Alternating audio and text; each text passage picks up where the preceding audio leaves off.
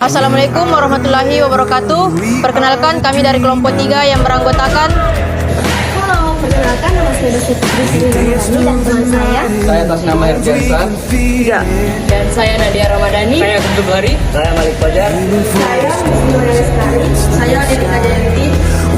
Saya atas nama Kamal Sanur. Saya atas nama Anjaran Fadila.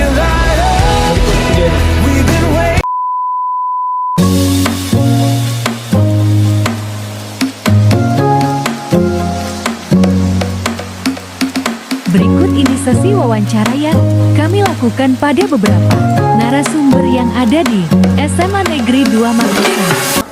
Kami dari Universitas Negeri Makassar, khususnya untuk jurusan Pendidikan Jasmani Kesehatan dan Rekreasi, Pak, dari Fakultas Keolahragaan.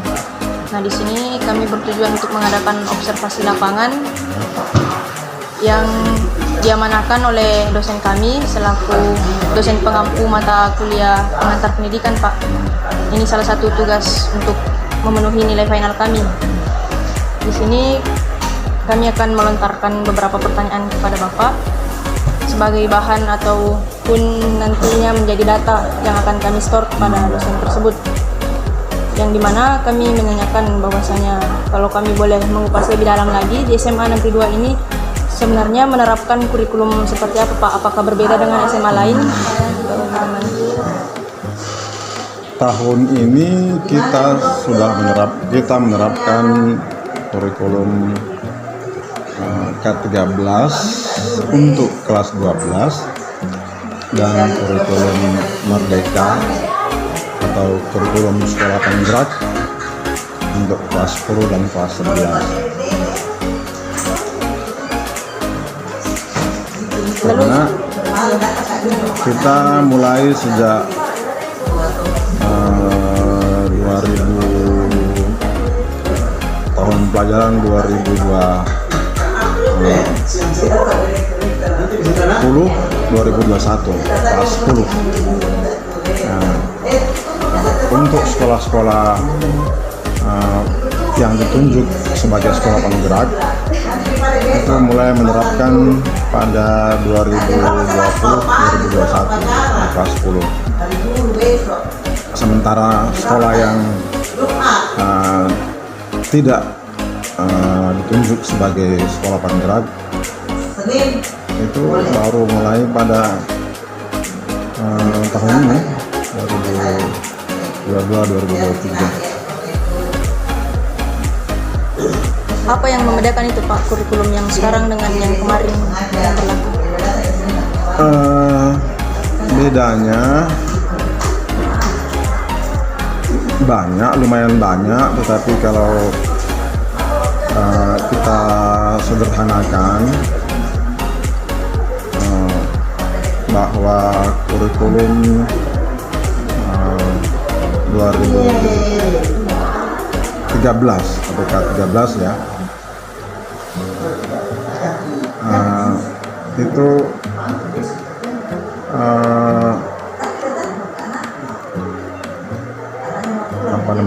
penerapan pencapaian kompetensi,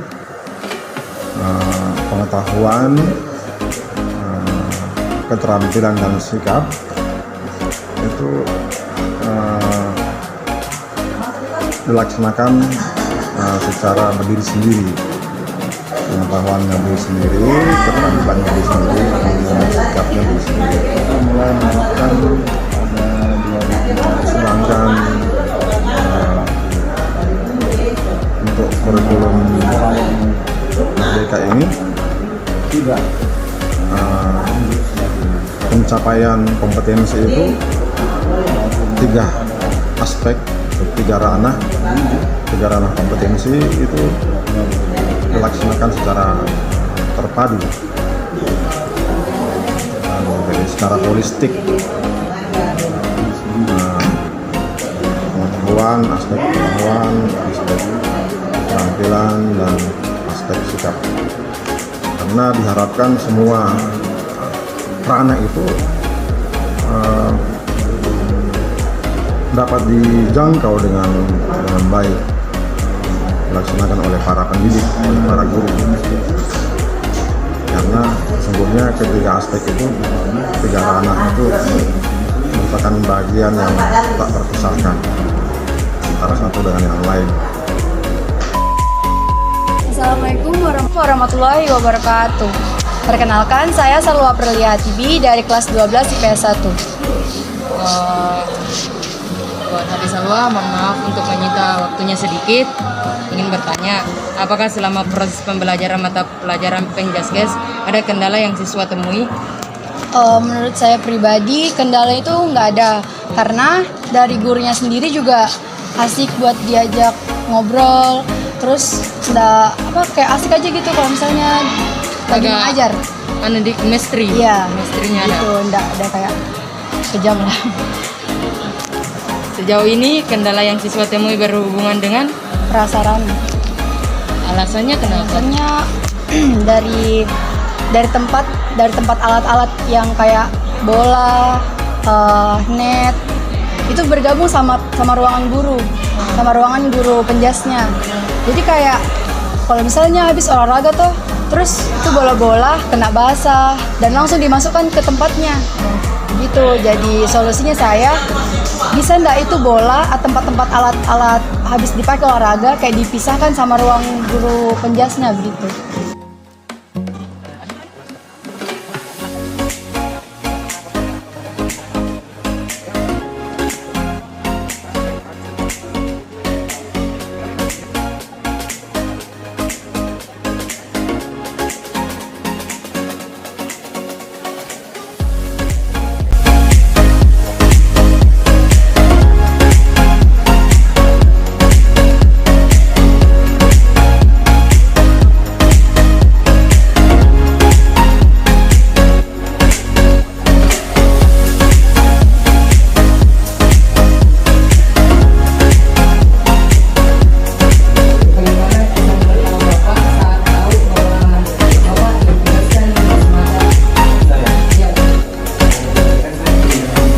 Dari SMA Islam Al-Azhar. Nah, kebetulan penempatannya itu di Semada. Awalnya itu tidak ada guru olahraga di sini. Artinya yang mengajar dulu itu sudah pensiun. Nah, saya dihubungi. Setelah itu saya ke sini. Menurut Bapak, apa perbedaan yang menonjol yang Bapak lihat di sekolah ini dengan tempat Bapak yang sebelumnya mengajar? Beda masalah kedisiplinannya. Jadi kalau di sana itu anak-anaknya kan cenderung golongan menengah ke atas. Jadi itu semaunya dia masuk sekolah kalau sekolah-sekolah yayasan. Ya beda kalau di sini. Kan di sini ada aturannya. Jadi mereka sebagian besar itu patuh sama aturan yang berlaku di sekolah sini, di Semada. Di Semada di Pak. Terus apakah sarana atau prasarana yang ada pada sekolah ini dapat menunjang bahwa siswa dalam melakukan pembelajaran khususnya mata pelajaran Penjas, Pak? Kalau saya lihat dari sarananya, peralatannya sangat cukup memadai karena jumlahnya bisa dibanding hampir sama dengan jumlah siswa. Jumlah alat yang kayak bola itu, basket itu di sini hampir 40-an, jadi melebihi malah. Kalau tentang prasarananya Pak bagaimana? Prasarananya di sini mungkin kayak lapangan, ya masih perlu ada tambah seperti kayak atletik itu nomor lompat itu masih belum ada di sini. Jadi kami sudah guru olahraga di sini sudah bicara menghadap sama kepala sekolah agar sarana lompat jauh itu diadakan. Itu kurangnya di Pak? Kurang sarana. Terus bagaimana apa yang Bapak lihat terkait siswa yang dapat diajar, apakah rasa ada kendala atau tidak Pak? Jika ada bisa dijelaskan seperti apa? Kalau kendala saya kira tidak ada karena di pertemuan awal itu sebenarnya kan saya melibatkan siswa membuat kesepakatan bersama. Oh, kontrak di Pak, Kontrak belajar. Ya, kontrak belajar. Jadi saya namakan itu kesepakatan. Jadi saya libatkan siswa untuk membuat suatu kesepakatan bersama. Jadi kalau misalnya ada yang melanggar, ya kita sudah bahas juga kesepakatannya apa, konsekuensinya dari keterlambatannya. Dari Kalau awal Pak? Dari awal. Jadi saya itu yang pertama itu kesepakatannya siapa yang paling cepat datang sebelum jam Yang 7.15, kan 7.15 masuk. Iya, Pak. Jadi 5 orang pertama itu saya kasih bonus poin 1 tambahan. Jadi mereka itu pasti berbondong-bondong untuk cepat-cepatan masuk. 5 yang pertama 5 Pak. yang pertama aja. Pokoknya yang dapat bonus 1. Ya, urutan ke-6 dan seterusnya itu tunggu minggu depan. Kalau yang terlambat itu tergantung keterlambatannya. Kalau misalnya 5 menit keterlambatannya, berarti konsekuensinya harus lari keliling lapangan 5 kali. Itu kesepakatan. Terus Pak, menurut Bapak ini apa yang membuat olahraga di SMA 2 ini lebih unggul daripada sekolah yang lain? Mungkin pembinaannya. Pembinaannya. Iya, kalau di sini kan betul-betul ekskulnya itu diusahakan dulu guru di dalam dulu yang menangani. Kalau misalnya guru di dalam banyak kegiatannya, dialihkan ke mencari pelatih dari luar. Oh, coach dari luar Pak. Iya, dari luar. Apa saran Bapak buat Semada ke depan ini Pak? Pembinaan olahraga masih perlu ditingkatkan lagi supaya prestasi bisa didapatkan lebih bagus. Itu aja Pak. Oke. Sekian dari saya Pak. Ya.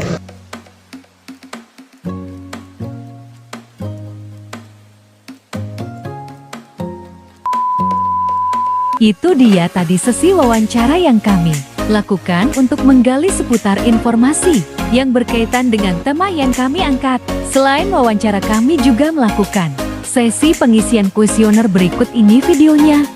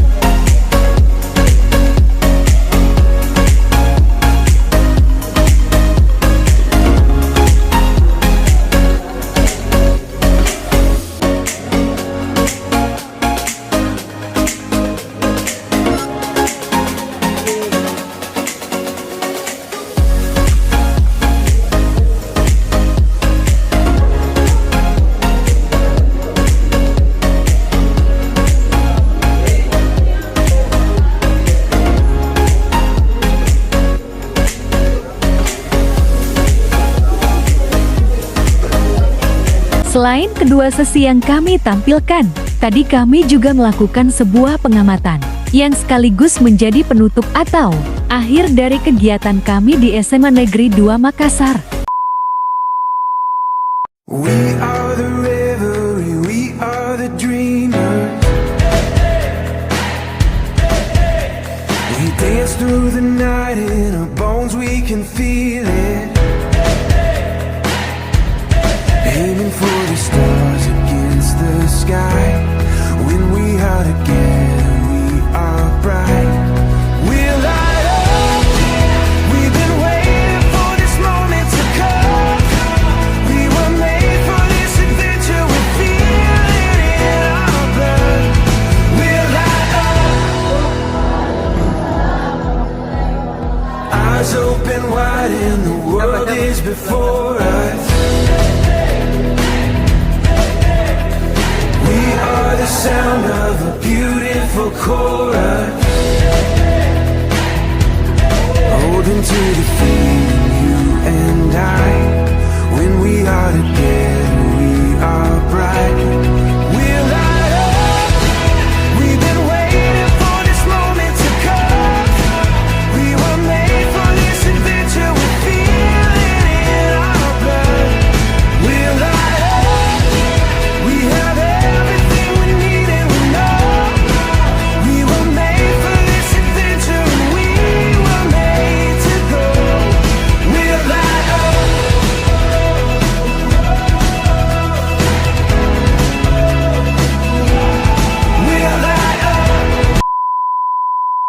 Berikut kesimpulan dari video kelompok kami. Adapun hasil observasi lapangan di SMA Negeri 2 Makassar, yaitu siswa dan guru Smada memiliki chemistry yang sangat baik. Ada juga berbagai tanggapan dari guru dan siswa. Menurut Pak Rudi selaku guru penjas di SMA Negeri 2 Makassar, yaitu pembinaan olahraga di Smada bisa ditingkatkan agar prestasi bertambah. Sedangkan menurut siswa atau siswi di Smada, yaitu ada baiknya alat sekolah bisa disesuaikan di tempatnya. Itulah kesimpulan dari saya sebagai ketua kelompok. Kurang dan lebihnya mohon dimaafkan. Wassalamualaikum warahmatullahi wabarakatuh.